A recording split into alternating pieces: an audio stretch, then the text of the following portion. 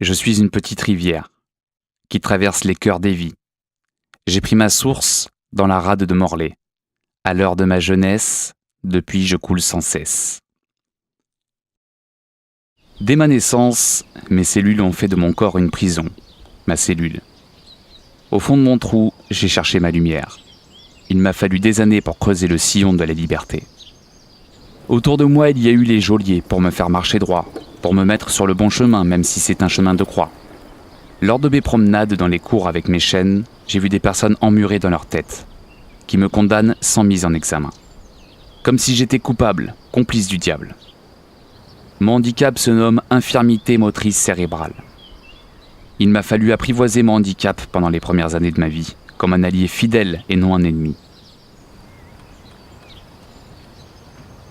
Pour mes 14 ans, ma famille m'a offert un tourne-disque et des 33 tours de chanteurs à texte comme Brassens, Brel, Dutheil. Écouter leurs chansons m'a donné envie de jouer avec les mots. Ces mots que je ne pouvais fixer et qui dansaient entre eux.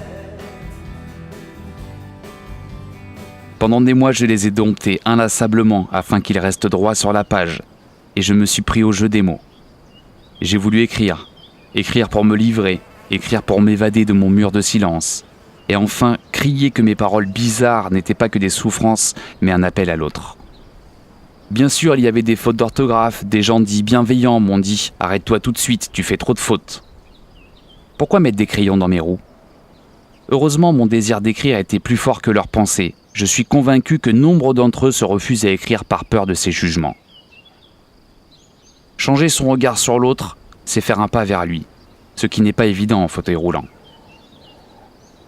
La poésie me semblait plus facile à coucher sur les pages. Je retrouvais le jeu préféré de mon enfance, le Lego. Il fallait assembler pour construire.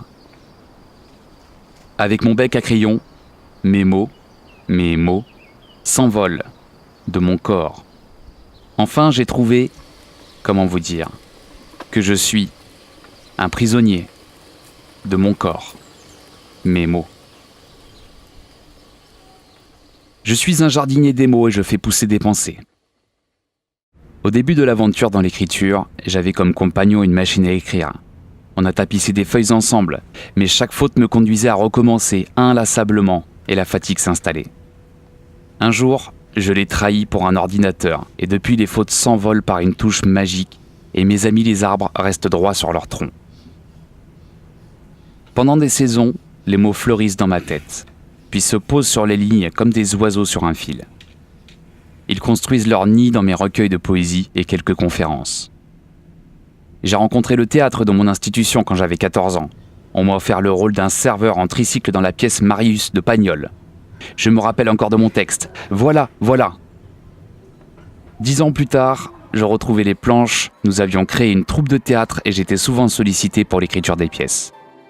Un jour, j'ai eu la chance de rencontrer Xavier Palma, comédien, metteur en scène. Il ne voyait pas que mon corps handicapé, mais la flamme de mes envies. Il a su recueillir les fruits de ma moisson. Il m'a proposé de créer la pièce Caprice des dieux. Je voulais seulement une petite phrase dans la pièce, mais Xavier m'a donné le rôle principal. Sur le fil de mes rêves, j'ai fait la douce trêve. À la tristesse. Quand je me croyais libre, j'ai perdu l'équilibre. Par maladresse. Sur ce fil, j'ai eu la pluie. Au temps de l'ennemi. Un moment. Puis un jour, j'ai aperçu le vol de joie au-dessus du printemps.